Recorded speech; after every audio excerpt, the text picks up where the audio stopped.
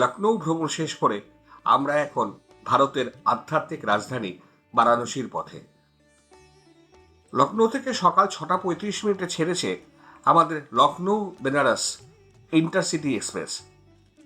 প্রায় অন্ধকার থাকতেই স্টেশনে চলে এসেছিলাম। ট্রেনে একটি এসি 3 স্লিপার কোচ আছে।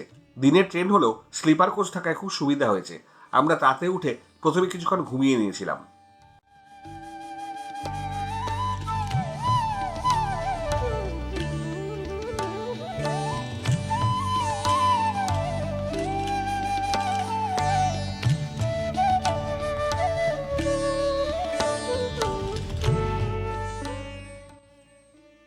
বারাণসীকে বলা হয় পৃথিবীর প্রাচীনতম জীবিত শহর। কয়েক হাজার বছর আগে থেকেই বারাণসীতে সভ্যতা বিকশিত হয়েছে। হিন্দুদের জন্য বারাণসী এক গুরুত্বপূর্ণ তীর্থক্ষেত্র।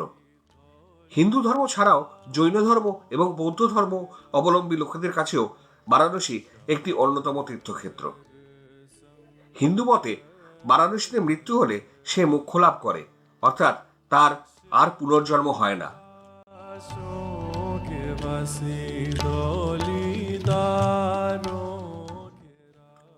গঙ্গা নদীর পশ্চিম পাড়ে বরুণা ও অসি নদীর সঙ্গমস্থলের মাঝামাঝি বারাণসী শহর।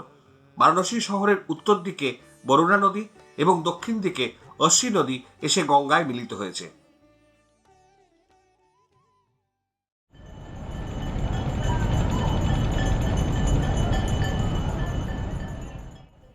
বেনারসে এসে আমরা উঠেছি গঙ্গার ধারে মিরঘাটে অলকা হোটেলে।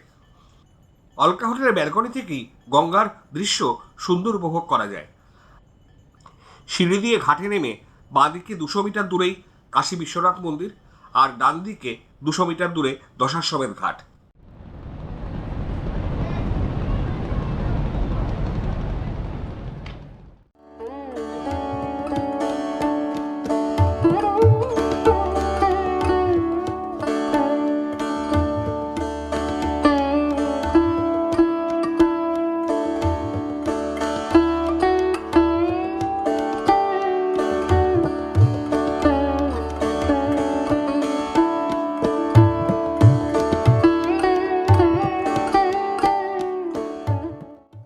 আমাদের ট্রেনটি বেনারস পৌঁছেছিল প্রায় বেলা 1টার সময়। ওখান থেকে অটো ধরে আমাদের আসতে হলো গির্জাঘর পর্যন্ত। তারপরে দশাশ্বমেধ রোড ধরে আমাদের এই হোটেলে হেঁটে আসতে হলো। অবশ্য হোটেল থেকে দুজনকে পাঠিয়ে দিয়েছিল মালপত্র নিয়ে আসার জন্য। বেনারস শহরের মধ্যে গাড়ি চলাচলে কিছু নিষেধাজ্ঞা আছে। দুপুরে হোটেলে পৌঁছেছিলাম বেলা প্রায় 2:30-এর সময়। খাওয়া দাওয়া করে একটু বিশ্রাম নিয়ে সন্ধেবেলায় চলে আসলাম দশাশ্বমেধ ঘাটে হাঁটতে হাঁটতে। অবশ্য যখন আমরা হেঁটে এসে পৌঁছলাম তখন সন্ধ্যের গঙ্গারতিটা শেষ হয়ে গেছে।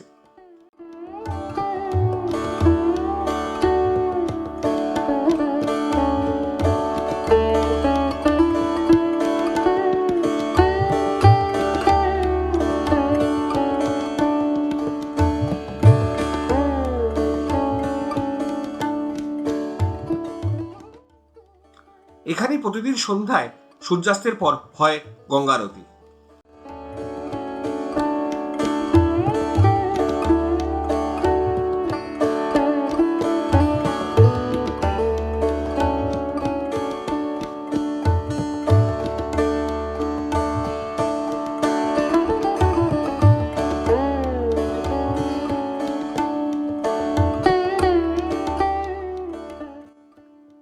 দশাশ্বমেধ ঘাট থেকে একটি রাস্তা সোজা চলে গেছে গোধুলিয়া মোড় পর্যন্ত। এই গোধুলিয়া মোড় বেনারসের ধর্মতলা বলা যেতে পারে। এই রাস্তায় গাড়ি চলাচলের কোনো অনুমতি নেই। লোকে লোকারণ্য, সবাই হেঁটে চলেছে এই রাস্তা দিয়ে।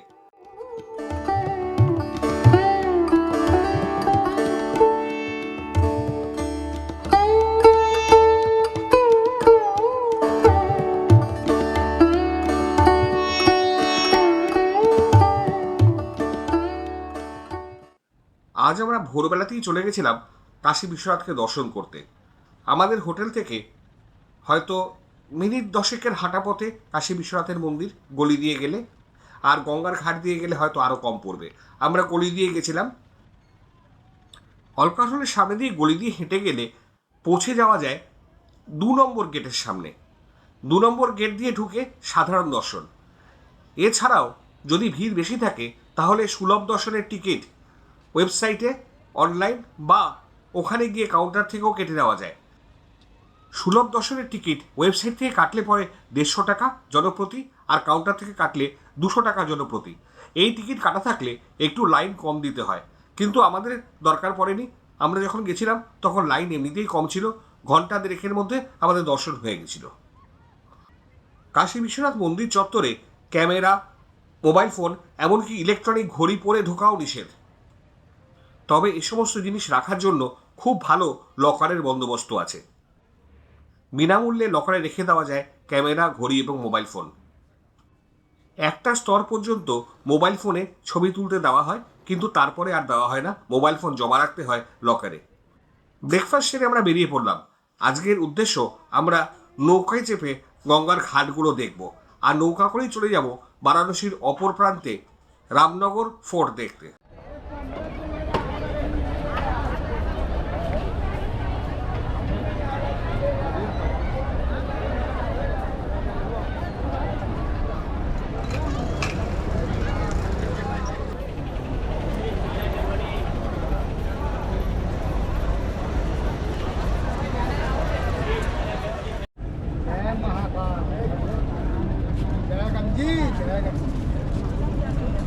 दे दो, दक्षिणा तो दे दो। दिया तो था। दिया हाँ।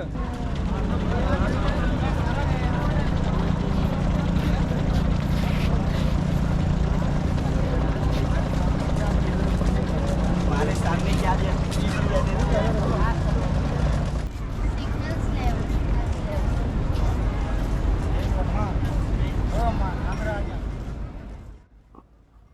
হোটেলে সিঁড়ি বেয়ে গঙ্গার ঘাটে নেমে আসছে একে একে আমাদের সদস্যরা।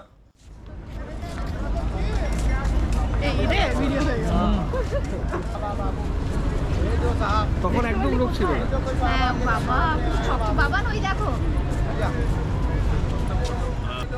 একদম সব ঘাটগুলো দেখে রামনগর ফোর্ট দেখে নিয়ে আসবে। তুমি কথা বলো না না, তুমি বলো না কথা, রামনগর ফোর্ট থেকে নিয়ে আসবে। তুমি তো এটা করতে হবে না। মা দেখলে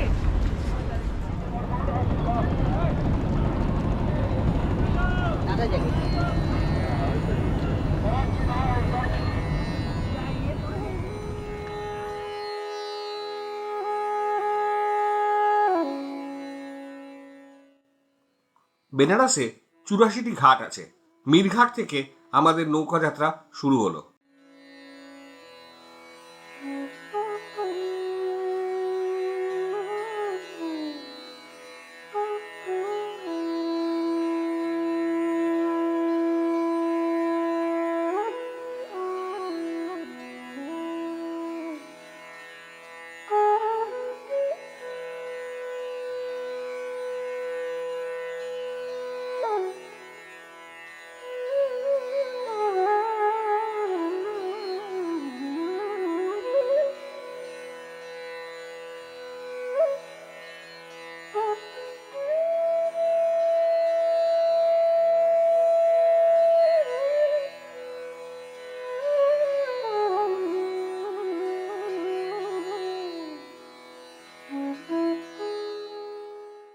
দশাশ্বমেধ ঘাট বেনারসের সবথেকে গুরুত্বপূর্ণ ঘাট।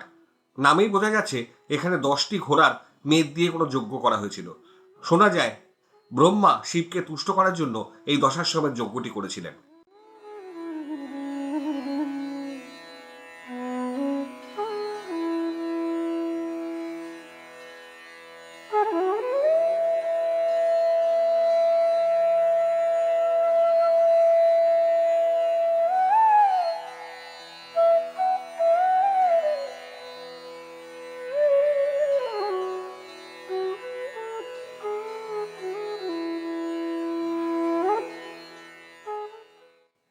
বেনারসের প্রত্যেকটি ঘাটের সাথেই কোনো না কোনো ইতিহাস জড়িত আছে। নৌকার মাঝি আশিস আমাদের প্রত্যেকটি ঘাটের পরিচয় দিয়ে দিচ্ছিল, তার সাথে সাথে কোন ঘাট কোন রাজা তৈরি করেছিলেন সেগুলোও বলে যাচ্ছিল।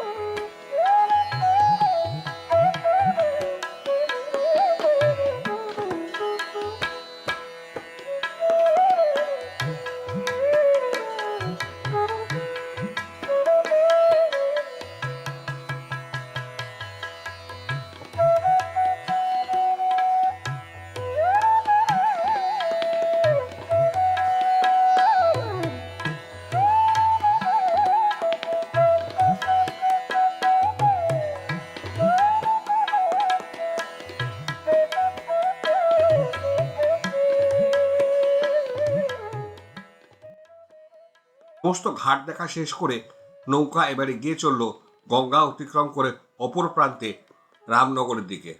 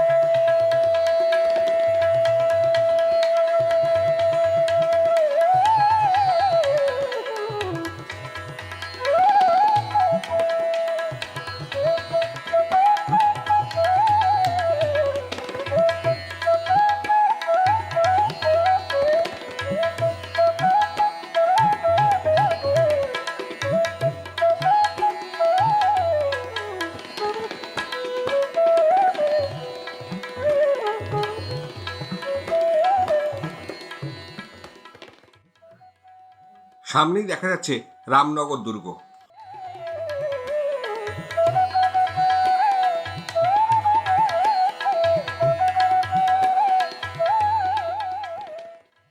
1750 সালে কাশী নরেশ রাজা বলবন্ত সিং এই ফোর্ট তৈরি করেছিলেন বলে জানা যায়। সেই বংশের বংশধর রাজা অনন্ত নারায়ণ সিং এখনো এই ফোর্টেই বসবাস করেন, যদিও 1971 সালে এই রাজ পরিবারের উপাধি অ্যাবলিশ করে দেওয়া হয়েছে। এই ফোর্টের একাংশে তৈরি করা হয়েছে একটি জাদুঘর। সেই জাদুঘরে রাখা আছে এই রাজ পরিবারের ব্যবহৃত নানা জিনিসপত্র। এছাড়াও অতি চিত্তাকর্ষক একটা সংগ্রহ আছে অস্ত্রশস্ত্রের।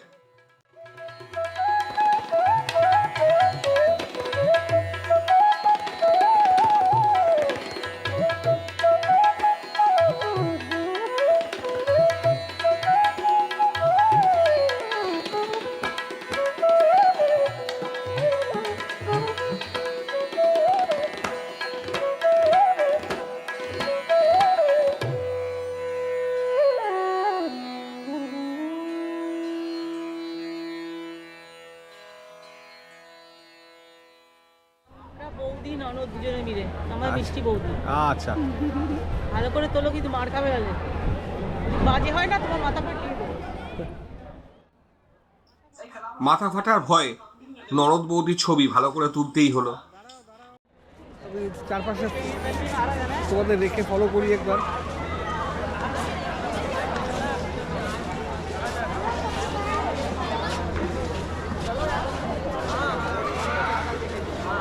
Thank you, thank you.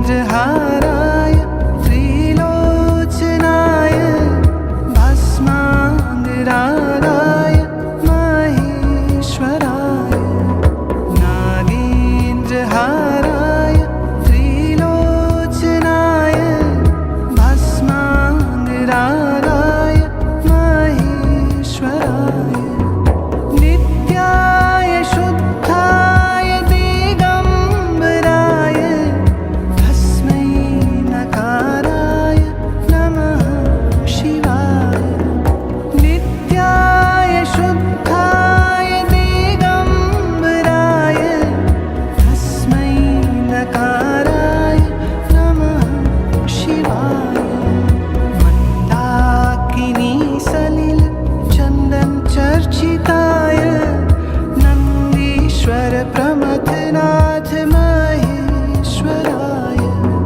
Mandakini Salil चन्दन चर्चिताय नन्दीश्वर प्रमथनाथ महेश्वराय मन्दार पुष्प बहु पुष्प सुपूजिताय तस्मै मकाराय नमः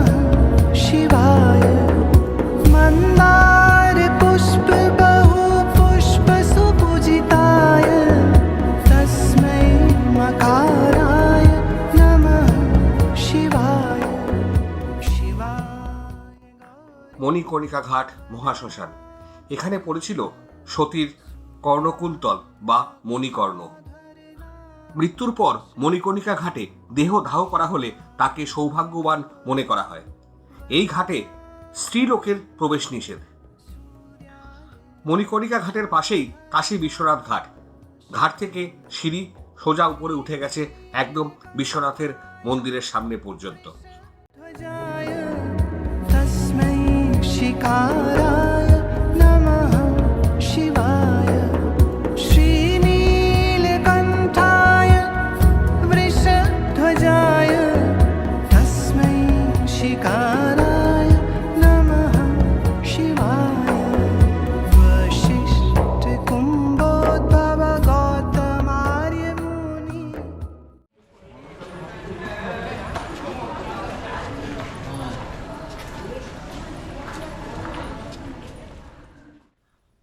দুপুরে খাওয়া দাওয়ার পরে আমরা বেরিয়ে পড়লাম। খানিকটা গলিপথ ধরে হেঁটে এসে উঠলাম দশাশ্বমেধ রোডে। ওখান থেকে আবার পায়ে হেঁটে গদুরিয়া মোড়।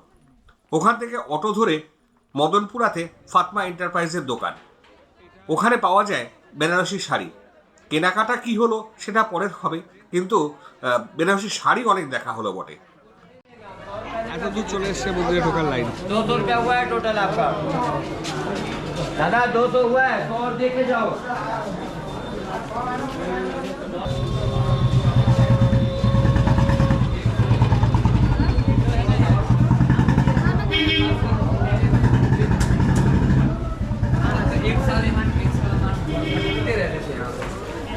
এই হচ্ছে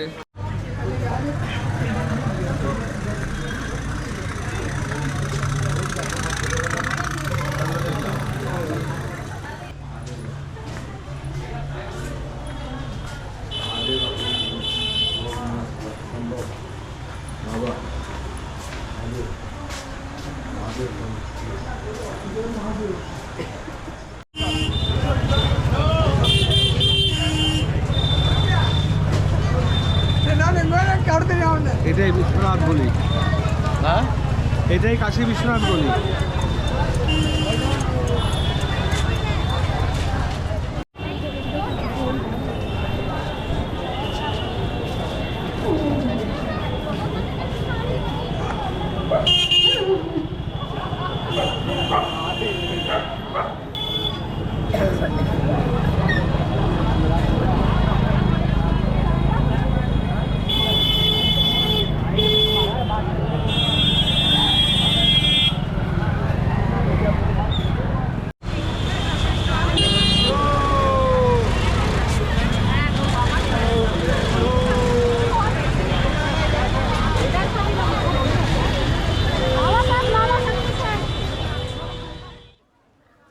বেনারসে আসবো কিন্তু চাট খাবো না, রাবড়ি খাবো না, আর মালাইও খাবো না, সেটা তো হতে পারে না। মালাইয়ের একটি বিশেষত্ব আছে, এটি একমাত্র শীতকালেই পাওয়া যায়। এই মিষ্টি তৈরি করতে শিশির লাগে। দুধ ও কেশর দিয়ে তৈরি এই অপূর্ব স্বাদের মিষ্টিটি বেনারসের একটি বিশেষত্ব। অসাধারণ খেতে একটা মিষ্টি, অল্প মিষ্টি, তারপরে কেশর দুধ। তার সাথে এরপরে কেশর দুধ। Thank you. ভোর 4:30 ঘুম থেকে উঠে আমি আর বাবুলদা চলে এসেছিলাম ওসিঘাটে। ওসিঘাটে সকালে প্রভাতী আরতি হয়। মঙ্গলারতির পরেই শুরু হয় সুবহি বেনারস বলে একটি উচ্চাঙ্গ সঙ্গীতের অনুষ্ঠান। এটা চলে প্রত্যেক দিন।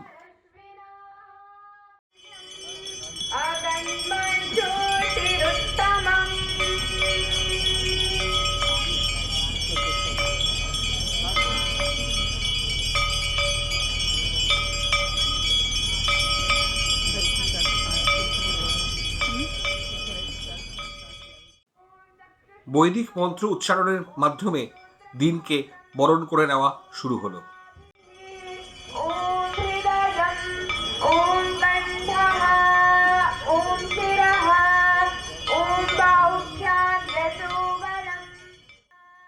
সাতজন ব্রাহ্মণ মন্ত্রোচ্চারণের মধ্যে দিয়ে গঙ্গারতি শুরু করলেন।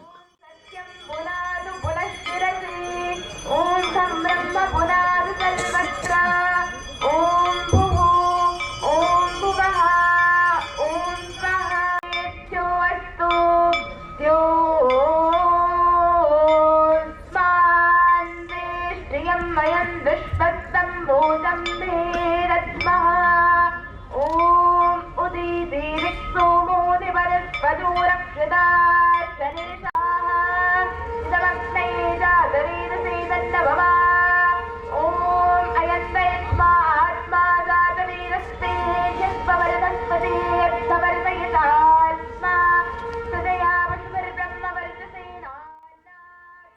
শেষ হলো প্রভাতী মঙ্গলারতি। प्रस्तुत करेंगे। আজকের সুহাই বেনারসে সঙ্গীত পরিবেশন করবে কলকাতার যাদবপুরের সিদ্ধার্থ রায়চৌধুরীর ছাত্রছাত্রীরা। कर्मकार गौरव कर्मकार मोहित मिश्र प्रवाहन सुर खनिष्ठा गोस्वामी अभिक गोस्वामी गुरु पंडित सिद्धार्थ राय चौधरी मैं पहले भी बताया था तो उन्होंने प्रशिक्षित किया है और इनको इस मंच के लायक बनाया है। इस मंच के लायक का প্রথম নিবেদন রাগ মিয়াকি টোরি। दुनिया में इनको मान मिलेगा और सम्मान मिलेगा।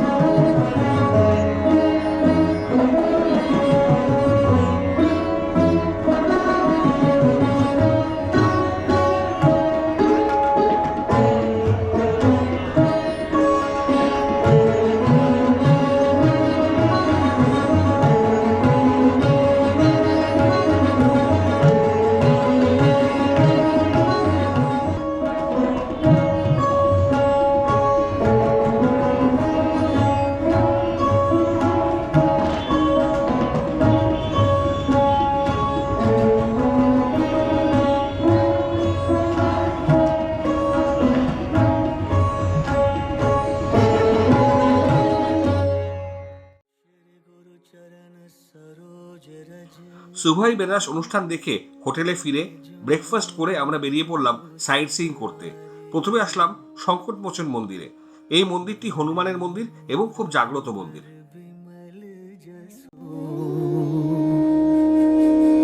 जोदायको फलचारी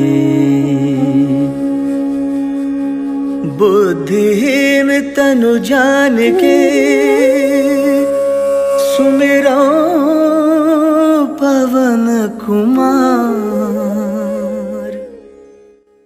ক্যামেরা সাথে নিয়ে ঘোরার একটা বড় অসুবিধা হলো অনেক জায়গাতেই ক্যামেরা নিয়ে ঢুকতে দেয় না। সংকটমোচন মন্দিরও সেই একই নিয়ম, ক্যামেরা নিয়ে ঢুকতে দেবে না। দলের সবাই দর্শন করে আসলেও আমার আর দর্শন করা হলো না।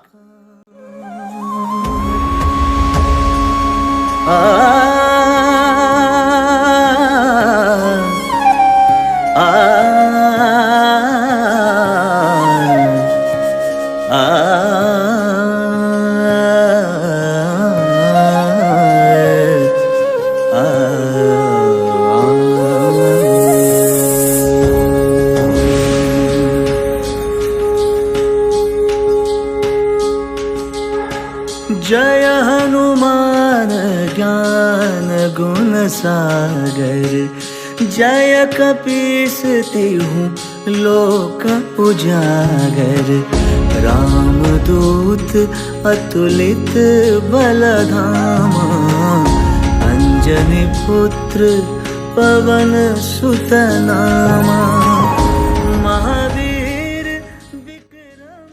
সংকটমোচন মন্দির থেকে বেরিয়ে আমরা লাল বাহাদুর শাস্ত্রী সেতু বা রামনগর সেতু ধরে আমরা যাচ্ছি রামনগরের দিকে। ওই রাস্তা দিয়ে গেলেই যানজট কম হবে, এমনটাই আমাদের অটো ড্রাইভার বললেন। এই স্থানটিতে ছিল প্রাচীন কাশী শহর। এখন প্রাচীন কাশী শহরের ধ্বংসাবশেষ সেখানে দেখতে পাওয়া যায়। কাশী রেল স্টেশনটি তৈরির সময় মাটি খোঁড়াখুড়ি করতে গিয়ে এই শহরের অস্তিত্ব ধরা পড়ে। এখন এটি আর্কিওলজিক্যাল সার্ভে অফ ইন্ডিয়ার অধীনে।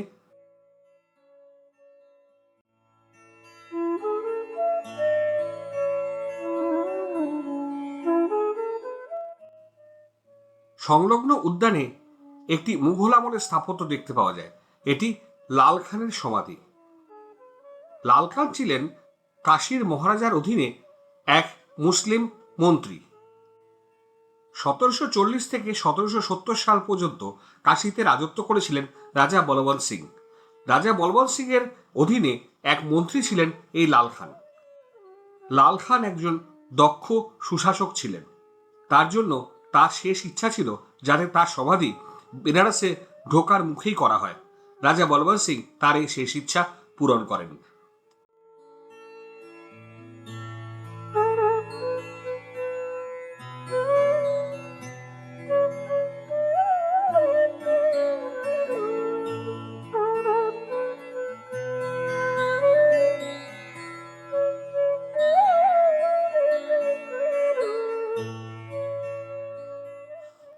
সমাধি ভবনটি তালাবন্ধ ছিল, ভেতরে কিছু দেখা গেল না।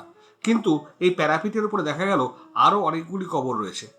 হয়তো তাদের কোনো পরিবার পরিজনের হবে। কয়েকটি ছোট শিশুর কবরও দেখা গেল।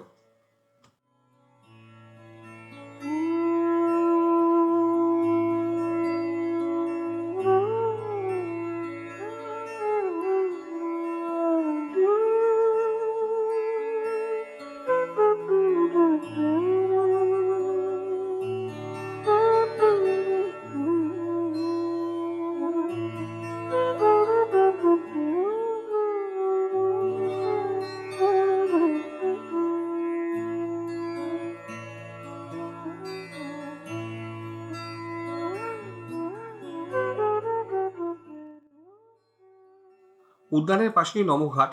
উপর থেকে স্পষ্ট দেখা যায় ঘাটটি।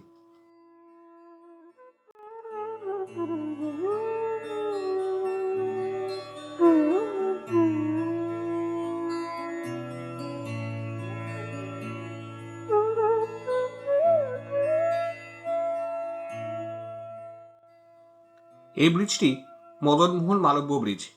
এই ব্রিজটি মুঘলসরাই ও বারাণসীর সংযোগ রক্ষা করছে।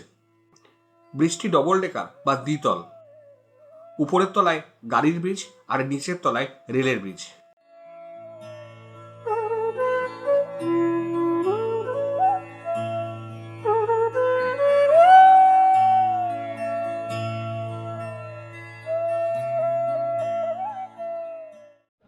আমার এখন এসে বসেছি UP65 বলে একটা রেস্টুরেন্টে। খাবারের অর্ডার দেওয়া হয়েছে তন্দুরি রুটি আর চিকেন বাটার মশলা, তনু বাটার নান। আমি বাটার নান।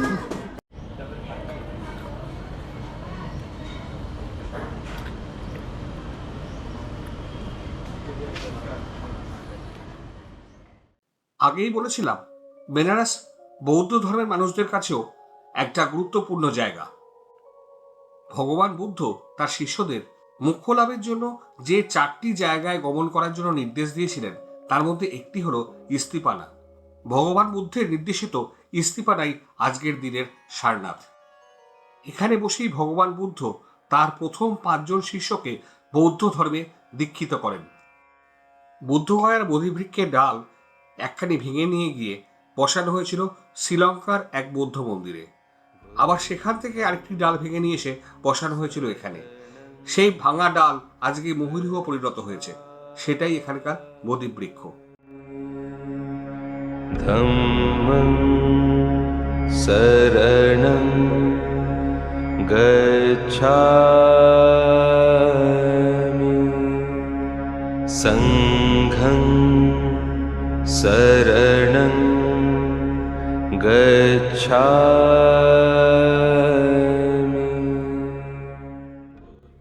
এই মূলগন্ধ কুটি বিহারটি 1931 সালে বিভিন্ন দেশের বৌদ্ধ ধর্মের বিভিন্ন মানুষদের অর্থানুকূল্যে নির্মাণ করা হয়েছিল।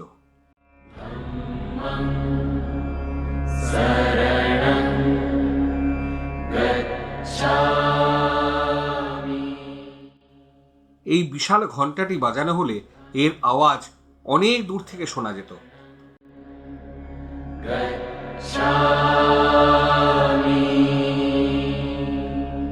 বুদ্ধং শরণং গচ্ছামি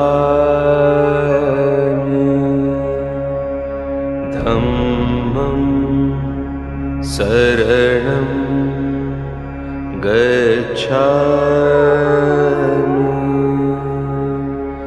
সংঘং শরণং গচ্ছামি।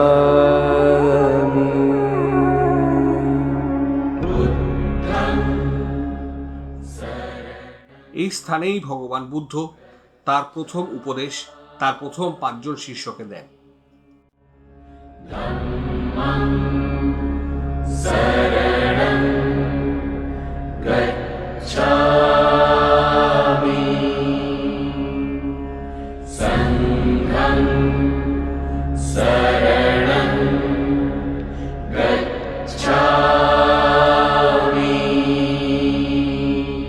বুদ্ধং শরণং গচ্ছামি ধম্মং। এই সুবিশাল জিনিসটি ধামের স্তূপ। 249 খ্রিস্টপূর্বাব্দে সম্রাট অশোক এই স্তূপটি তৈরি করান। পরে 500 খ্রিস্টাব্দে এই স্তূপটিকে আবার পুনর্নির্মাণ করা হয়েছিল। এই স্তূপের তলায় শোনা যায় ভগবান বুদ্ধের কিছু দেহাবশেষ সংরক্ষিত আছে।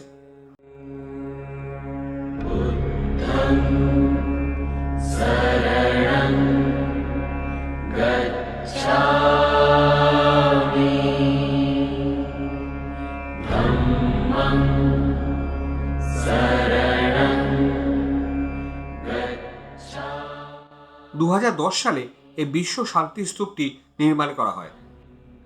প্রবেশতোরণটি সাঁচি স্তূপের অনুকরণে তৈরি। অভ্যন্তরে 2টি অশোক স্তম্ভের রেপ্লিকা রাখা আছে। এছাড়াও অশোক চক্র ও অশোক স্তম্ভের সিংহগুলিও এখানে রেপ্লিকা। আসল অশোক স্তম্ভ আর অশোক চক্র এটি আর্কিওলজিক্যাল সোসাইটি অফ ইন্ডিয়ার মিউজিয়ামে আছে।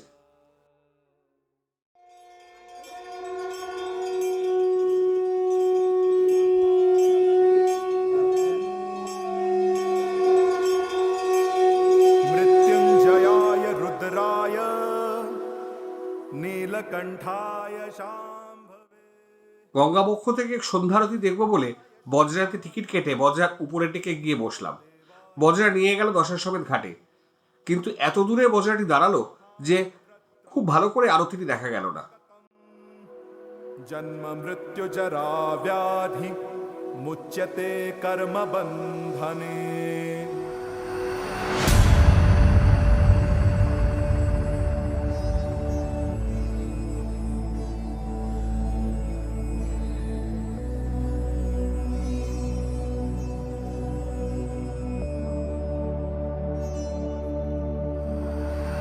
करम जिसे पुकारे वो पहुँचे गंगा किनारे। न कर मैली तो गंगा तन धोए मन तो गंदा। पलट के फिर नानी बोली बात और बहता पानी। न कर मैली तो गंगा तन धोए मन तो गंदा।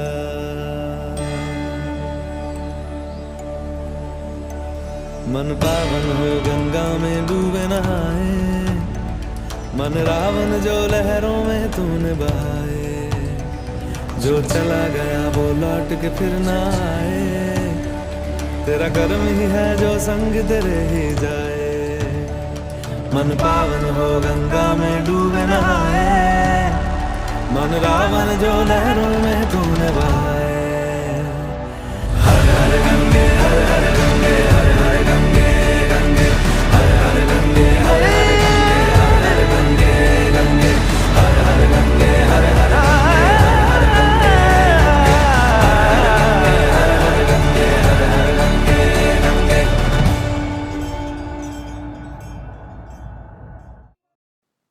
আরতি শেষ হলে বজরা করে আরেকবার সবকটি ঘাট ঘুরিয়ে দিল।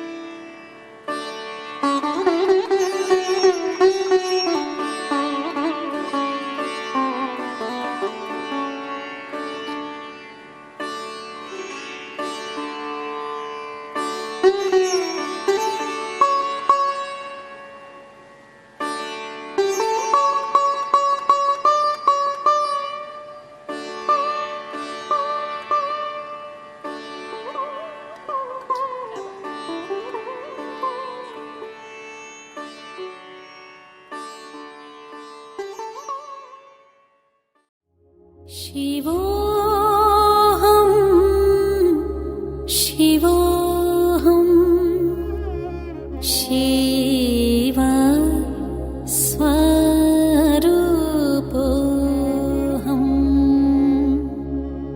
शिवोऽहं शिवोऽहं शिव। প্রথম দিন যখন পুজো দিতে গিয়েছিলাম কাশী বিশ্বনাথের মন্দিরে, সাথে মোবাইল ফোন নিয়ে যাইনি, কোনো ছবি তুলতে পারিনি। আজকে আমি আর বাবুলদা ভোর হতেই আমরা চলে এসেছি কাশী বিশ্বনাথ মন্দিরে। উদ্দেশ্য আজ কিছু ছবি তুলে নিয়ে যাব। আজকে মোবাইল ফোন সাথে নিয়ে এসেছি। ক্যামেরা নিয়ে ঢুকতে দেবে না, কিন্তু মোবাইল ফোন নিয়ে একটা স্তর পর্যন্ত গিয়ে ছবি তোলা যাবে।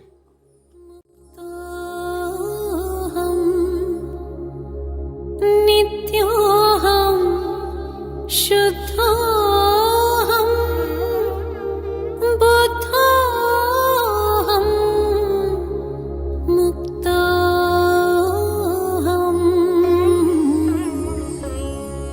शिवोऽहं शिवोऽहं शिव स्वरूपोऽहं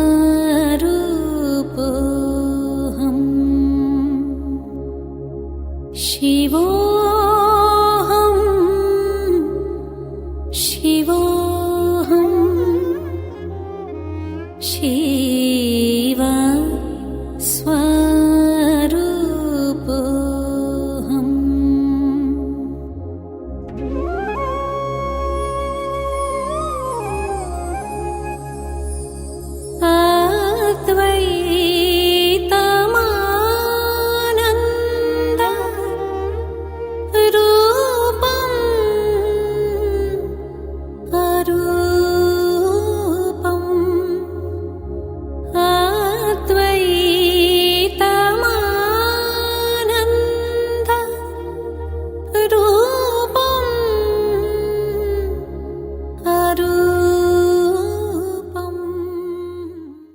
এই পর্যন্ত মোবাইল ফোন নিয়ে আসা যায়, ছবি তোলা যায়, এরপরে আর মোবাইল ফোন নিয়ে যাওয়া যায় না। এই তোরণের ভেতর দিয়ে দেখা যাচ্ছে সোনার চাদরে মোড়া কাশী বিশ্বনাথ মন্দির। स्वरूपोऽहं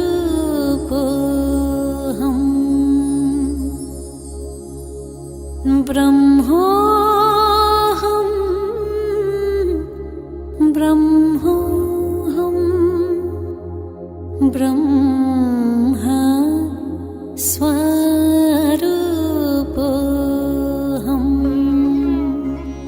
चिदोऽहं चिदो